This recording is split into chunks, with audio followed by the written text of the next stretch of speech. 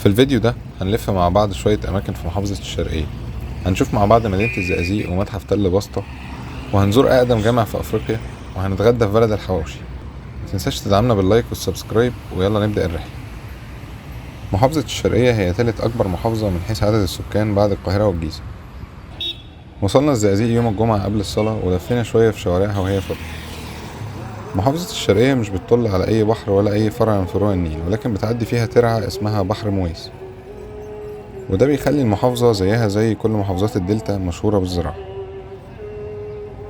المسجد اللي قصادنا ده اسمه مسجد الفتح أو مسجد عبد الحليم حافظ، وده لأن عبد الحليم كان من الشرقية أصلا.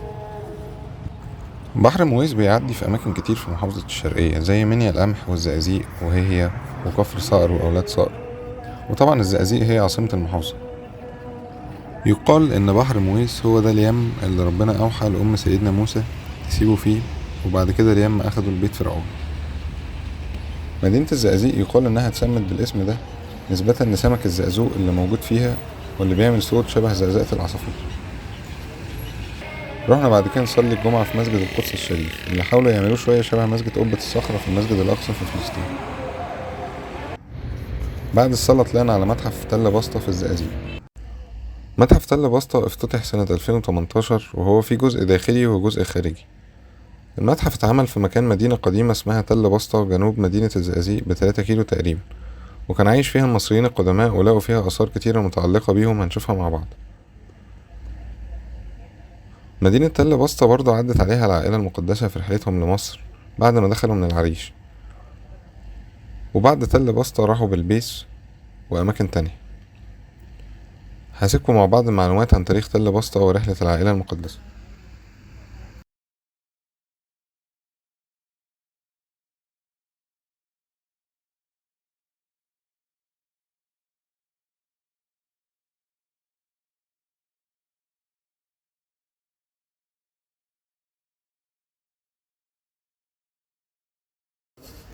دلوقتي هوريكم بعض المعروضات في الجزء الداخلي قبل ما نتحرك مع بعض عشان نشوف الجزء الخارجي.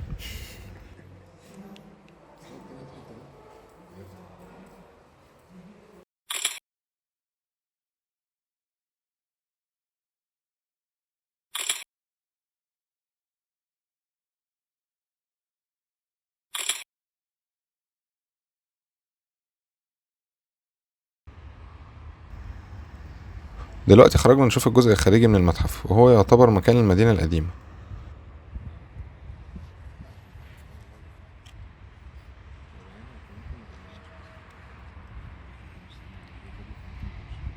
التمثال اللي قدامنا ده تمثال ملكة آمون بنت الملك رمسيس الثاني.